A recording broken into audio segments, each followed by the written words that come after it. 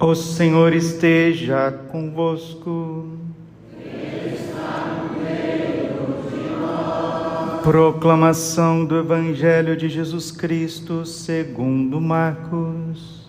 Glória a vós, Senhor.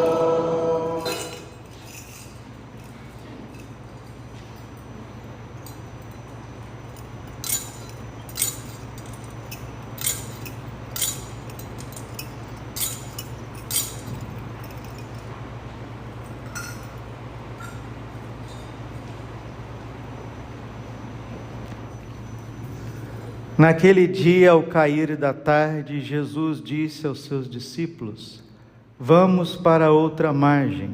Eles despediram a multidão e levaram Jesus consigo, assim como estava na barca. Havia ainda outras barcas com ele. Começou a soprar uma ventania muito forte e as ondas se levantavam contra a barca, de modo que a barca já começava a se encher. Jesus estava na parte de trás, dormindo sobre um travesseiro. Os discípulos o acordaram e disseram: Mestre, estamos perecendo e tu não te importas? Ele se levantou e ordenou ao vento e ao mar: Silêncio, cala-te. O vento cessou e houve uma grande calmaria. Então Jesus perguntou aos discípulos: Por que sois tão medrosos? Ainda não tendes fé? Eles sentiram um grande medo e diziam uns aos outros: Quem é este a quem até o vento e o mar obedecem? Palavra da salvação. Glória a vós, Senhor. Ave Maria, cheia de graça, o Senhor é convosco. Bendita sois vós entre as mulheres, bendito é o fruto do vosso ventre, Jesus. Santa Maria, Mãe de Deus, rogai por nós, pecadores, agora e na hora de nossa morte. Amém. Vinde, Espírito Santo, vinde por meio da poderosa intercessão do Imaculado Coração de Maria, vossa amadíssima esposa. Podemos sentar um pouquinho. Jesus, manso, humilde de coração. Desde que o mundo é mundo e as pessoas pensam, todos perguntam por que o mal existe, por que o mal está na vida, na história, nas situações. A Bíblia revela para nós o que é o mal. E os grandes teólogos como Santo Agostinho e Santo Tomás de Aquino também falaram a respeito de malo, o mal. E filosoficamente falando, teologicamente falando, o mal não tem consistência, assim como a escuridão não tem consistência. O que é escuridão? É a ausência de luz. O que é doença? É a ausência de saúde. O que é a feiura? É a ausência da beleza. Então, filosoficamente falando, teologicamente falando, o mal ele não tem uma consistência, ou seja, ele não foi criado. O mal não foi criado, o mal não foi pensado, o mal não foi planejado, o mal não foi querido. Mas por que ele existe? Ele existe por deficiência da criatura, não por vontade do Criador. Exemplo: mas os demônios são maus. Não existe, entre aspas, demônios. Presta atenção no que eu estou dizendo. Não estou dizendo que os demônios não existem. Os demônios existem e estão aí. Onde que os demônios estão, Padre? No inferno, ao nosso redor e nos ares, segundo a revelação bíblica. Mas o que são os demônios? Anjos caídos. Deus não criou demônios, Deus criou anjos. Anjos bons, anjos inteligentes, anjos livres. E aqueles anjos livres, por livre e espontânea vontade, não quiseram amar, não quiseram adorar.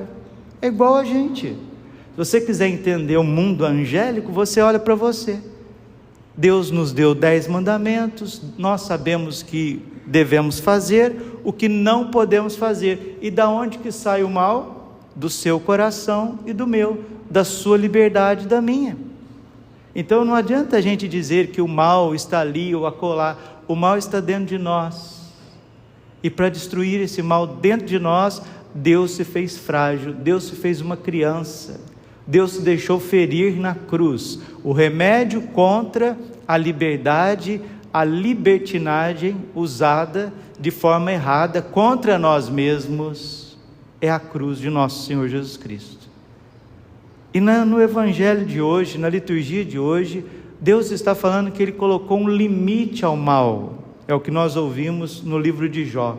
Jó capítulo 38, versículo 1, 8, 9, 10 e 11.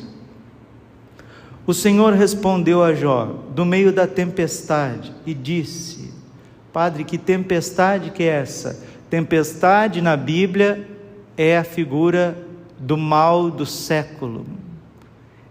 É a figura da instabilidade desse mundo. É a figura da altivez, da prepotência, do orgulho, daquilo que vai se levantando sem perguntar para ninguém como e por que vai vindo, que vai vindo. Então, todas as vezes que você vê tempestade na Bíblia, mar, tempestade, oceano, ondas, significa um mal que Deus nunca quis, mas que se levantou contra ele e contra os seus eleitos. O Senhor respondeu a Jó, no meio da tempestade, no meio da provação, no meio do sofrimento, das dificuldades da vida, e disse: Quem fechou o mar com suas portas? Quando ele jorrou com o ímpeto do seu seio materno? Quando eu lhe dava nuvens por vestes e névoas espessas por faixas? Quando marquei seus limites e coloquei portas e trancas? E disse: Até aqui chegarás e não além. Aqui cessa a arrogância das tuas ondas. A leitura do livro de Jó está mostrando para nós que Deus colocou um limite ao mal. O Papa São João Paulo II, no seu livro Memória e Identidade, ele diz isso: Deus colocou um limite no mal. Basta, cala-te, sai dele. Esse limite é a misericórdia. O limite que Deus coloca nos problemas da tua vida é a misericórdia. E não adianta, meus irmãos, todos aqueles que quiserem sair da ordem do Criador, dos mandamentos, quiserem quebrar as regras, eles vão encontrar aqui na terra já a sua paga e depois a justiça eterna no céu. Da nossa parte, nós precisamos resistir a estas tempestades. E o Evangelho fala de uma tempestade que avança contra a barca. Vamos para outra margem. Eles despediram a multidão e levaram Jesus consigo, assim como estavam todos na barca. Havia ainda outras barcas com ele. Começou a soprar uma ventania muito forte e as ondas se levantavam dentro da barca, de modo que a barca já começava a encher. Jesus estava na parte de trás, dormindo. Os discípulos o acordaram e disseram: Mestre, estamos perecendo e tu não te importas? Ele se levantou, ordenou ao vento e ao mar: silêncio, cala-te. O vento cessou e houve uma grande calmaria. Então Jesus perguntou aos discípulos: por que sois tão medrosos? Ainda não tendes fé? Eles sentiram um grande medo e diziam uns aos outros: quem é este que até o vento e o mar obedecem? Aqui que está, meus irmãos. Quem coloca um limite no pecado é nosso Senhor Jesus Cristo. Quem coloca um limite nas tentações do demônio é Jesus. Quem coloca um limite no sofrimento que envolve a nossa vida é Deus. A injustiça, a hipocrisia, a sedução, a mentira, basta. Agora nós precisamos colaborar com Deus, né? Se Deus trabalha tanto para a nossa salvação, se Ele sofreu tanto por nós, por que nós vamos ser os artífices da nossa destruição? Por que você vai procurar o pecado com as tuas pernas, com as tuas mãos, com os teus olhos? Por que a gente vai quebrar essa ordem do Criador? Você não percebeu que quando você faz coisas que não devia, a primeira pessoa que se prejudica com tudo isso é você? Ontem eu falava para uma pessoa, e sempre falo, nas confissões, nas homilias também eu falo. Quando Deus disse: não faça isso, não faça aquilo, não peques contra a castidade, não roubes, não mates, porque o maior prejudicado de tudo isso vai ser nós mesmos, nós mesmos. E se um pai, uma mãe que ama bastante os filhos, vê os filhos sofrerem, aquilo vai no coração do pai. Se um filho se droga, o pai e a mãe sente muito. Se um filho entra no crime, o pai e a mãe sente muito. Todas as vezes que a gente faz coisas erradas, nosso Pai Deus, Ele sofre. Nós afetamos, nós ferimos o coração de Jesus. Nossa Senhora sofre. Nós somos responsáveis por torturar pessoas divinas com o nosso pecado, com a nossa impureza, com a nossa raiva, com o nosso ódio, com a nossa preguiça. Os 7 pecados capitais, eles ferem Deus, eles ferem Deus. Por que ferem Deus, Padre? Porque destrói a nós mesmos. Qualquer pecado que uma pessoa cometa hoje, ou amanhã, ou depois, não afeta diretamente a Santíssima Trindade, mas afeta a Trindade porque destrói a sua criatura. Mesma coisa, você está são e salvo na sua casa, seu filho, acontece alguma coisa com o seu filho, com sua filha, com o seu neto, com a sua neta, você sente aquilo de forma tremenda. Nós estamos no mês do Sagrado Coração de Jesus, e ali nós temos um coração cheio de espinhos, e faz a gente meditar: quem tem colocado aqueles espinhos no coração de Jesus? Quem tem colocado? Ele apareceu ali à toa? Não. Quem coloca espinhos no coração de Jesus somos nós. Mas quem também tira os espinhos do Sagrado Coração de Jesus somos nós. Quando você faz uma boa confissão, você está tirando um espinho. Quando você perdoa, você está tirando um espinho. Quando você faz o bem para uma pessoa, esquece de si, você está tirando um espinho. E tem gente que é tão santo, tão amante do coração de Deus, que fala assim para Jesus: Jesus, eu quero repartir um pouquinho os teus espinhos comigo. São os místicos. Um Padre Pio que sofria tanto, porque Jesus era tão ofendido, tão pisado, dia e noite. Padre Pio dizia: para mim também, Jesus. São João Maria Vianney dizia: para mim também, Jesus, pode me ferir. A Beata Alexandrina dizia: para mim também, Jesus, deixe que o pecado dos pecadores caia também sobre mim. É o pecado maior que existe nesse mundo, de continuar pecando, mesmo sabendo que é pecado. Isso é o pecado contra o Espírito Santo. A pessoa sabe que é errada, e ela quer fazer, e ela faz, ela diz: nada mais importa, eu vou fazer, eu quero fazer, eu preciso. Deus é misericórdia, mas essa misericórdia não é para mim. E nós temos que refletir muito, porque enquanto nós estamos vivos, Deus exerce misericórdia. A partir da nossa morte, começa o momento da justiça. Então o Senhor Jesus, Ele quer nos ajudar, Ele quer nos pegar pela mão.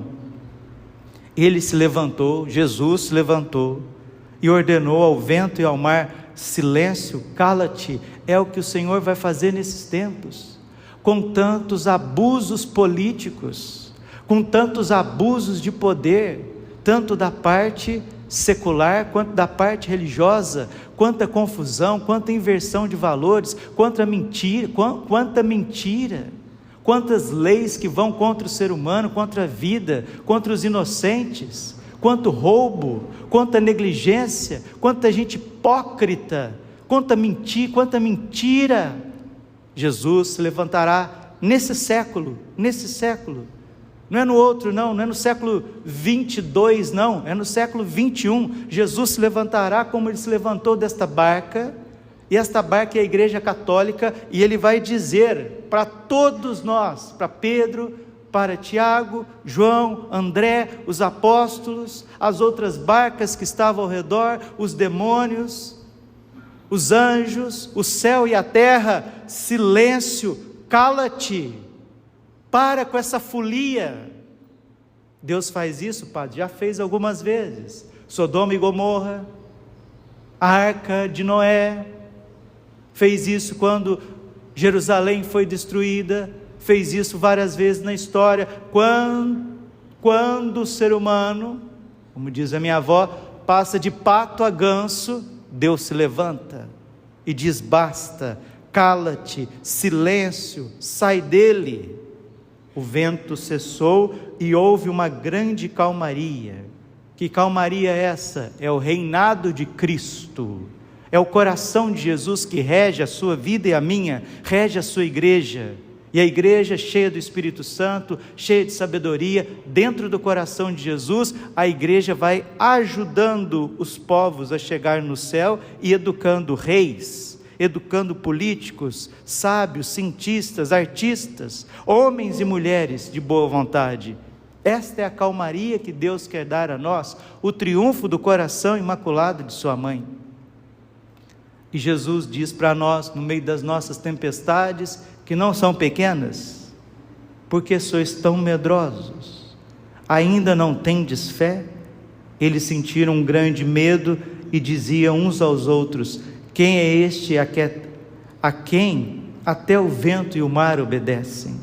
É isso mesmo, o vento e o mar são criaturas de Deus, estão a serviço de Deus. O vento e o mar, impetuoso, significa o mal que não pede licença. Não sei se você percebeu, na Bíblia, em João 10:10, está escrito: o maligno, o demônio, o ladrão, ele veio para matar, roubar e destruir. Ele não pede licença. O mal, para patrolar a sua vida, ele não pede licença. Ele vai te seduzindo, ele vai te pegando, vai te amarrando, puxando teu tapete, e aquilo que a gente achava que era maravilhoso, daqui a pouco é a nossa ruína, nossa desgraça e destruição. Enquanto Jesus, manso e humilde, diz assim, Apocalipse 3:20, eis que estou à porta e bato, se ouvires a minha voz e abrires, eu entrarei, cearei contigo e tu comigo, e ao vencedor eu darei a sentar comigo no trono do meu Deus. O mal não pede licença, o mal não pede permissão para destruir a tua vida. Deus, ao contrário, manso, humilde e misericordioso, quer dialogar com você, quer conversar com você e comigo, quer ensinar, porque Ele é mestre, Ele é a sabedoria encarnada, e Ele é por nós. Agora, diante de todas as nossas lutas, porque é uma luta, né, gente? A vida é uma luta, trabalho é uma luta, criar filhos é uma luta, rezar o Santo Terço, rezar o Rosário é uma luta, jejuar nos dias corretos, sextas-feiras, que a igreja pede o jejum, é uma luta. Mas tudo aquilo que tem consistência, tudo aquilo que vale a pena, tudo aquilo que transforma, é difícil. E o que quer destruir a gente, né? É muito fácil. É fácil você ficar deitado no sofá, é fácil você ficar mergulhado em redes sociais, é fácil criticar os outros, é fácil cobrar. Quero ver fazer. Então, meus irmãos, hoje é o dia de nós não deixarmos o medo tomar conta, e principalmente, não deixarmos na nossa inteligência, na nossa liberdade, uma palavra de desânimo, dizendo: as coisas não têm jeito não, esse mundo aqui é muito mal, isso aqui só tem injustiça, aqui o que prevalece aqui são as pessoas ruins, as pessoas mentirosas, é o poder, o que manda nesse mundo é o poder. Sim, de certo, isso é verdade, mas o poder desse mundo, o poder temporal, ele tem um limite, Onde estão os ditadores? Onde estão os grandes criminosos, os grandes impostores da história? Foram tudo para o sepulcro, foram tudo para os vermes, enquanto a Santa Igreja de Deus, ela está viva, está em pé, conduzindo as nações. É isso que nós precisamos. Nós precisamos daqui para frente ouvir a voz do Senhor no meio da tempestade da vida. Ele que diz: não tenhas medo, coragem, sou eu. E ter coragem de fazer o bem, coragem de se arrepender, coragem de voltar atrás. E daqui para frente, nós não queremos ser mais responsáveis por espinhos no coração de Jesus. Pelo contrário, nós queremos ser retiradores de espinhos. Para isso a gente tem que aguentar firme. Padre, é difícil para todo mundo, difícil para você, difícil para mim, difícil para sua família, difícil para mim. A Bíblia diz: nos últimos tempos viveremos um tempo difícil. Está difícil, se tornará mais difícil ainda. Nossa Senhora em Medjugorje, ela disse: o demônio está furioso e quer destruir principalmente casamentos e derrubar sacerdotes. Mas ele não pode contra aqueles que estão com Cristo. Ele não pode tocar nos ungidos do Senhor. Se formos humildes e tivermos unidos a nosso Senhor, o demônio se afasta de nós. A Bíblia diz isso. Tiago capítulo 4, versículos 6 e 7. Aproximai do Senhor e Ele aproximará de vós. Resisti ao diabo e ele fugirá de vós. Resistir é não dar brechas para conversinhas fiadas na vida da gente. E as conversinhas fiadas, elas começam, a falta de vigilância começa, daqui a pouco, por causa da preguiça, você falta à missa, por causa das preocupações, você não guarda o domingo, por causa da vida do dia a dia, da correria, não rezamos o terço, por causa de falta de organização, não devolvemos o dízimo, e a vida vai ficando atropelada, não temos tempo para as pessoas que nós amamos, que precisam de nós. Por quê? Porque parece que nós vivemos para servir o dinheiro, parece que nós estamos nessa vida para trabalhar, para ficar correndo para baixo, para cima. Não, 1000 vezes não. Priorizemos Deus, buscar em primeiro lugar o reino de Deus, a sua justiça, e tudo mais vos será dado em acréscimo. Priorizemos as pessoas que nós amamos, que precisam de nós. Fora disso, gente, é tudo ilusão e mentira. E aí, como diz o ditado, o ditado já diz, mas a Bíblia também: quem planta vento, colhe tempestade. Oséias capítulo 8, versículo 7. Visto que plantaram vento, colherão tempestade. Vamos plantar o amor, vamos plantar o perdão, vamos plantar a misericórdia, vamos plantar a generosidade, o trabalho, vamos plantar a sinceridade, a alegria, vamos plantar o bem e retirar o mal que nós mesmos colocamos, que as pessoas colocam no coração de Jesus. Padre, como que eu tiro os espinhos do coração de Jesus? Adoração. 20 minutinhos. Esses dias uma pessoa passou, veio conversar comigo: padre, quero te agradecer muito. Pois não, filho, o senhor sempre fala para a gente passar um pouquinho na igreja depois do trabalho, quando a gente tem tempo. Eu tenho feito isso, padre, 20 minutos depois do trabalho, meia horinha. Quanto bem tem me feito, padre. Eu estou conseguindo rezar, eu fico ali um pouquinho com Jesus, eu adoro. É isso mesmo, meu filho, você que está indo fazer adoração, você que vai um pouquinho no Santíssimo, você está tirando os espinhos do coração de Jesus. E não sejamos mesquinhos, gente, não sejamos mercenários, não sejamos interesseiros o dia e noite com Jesus. A gente pode pedir as coisas? Podemos. Temos que ir na igreja para buscar as graças? Temos. Deus sabe das nossas necessidades materiais, emocionais? Sabe, mas e o nosso amor? E o nosso amor para Ele?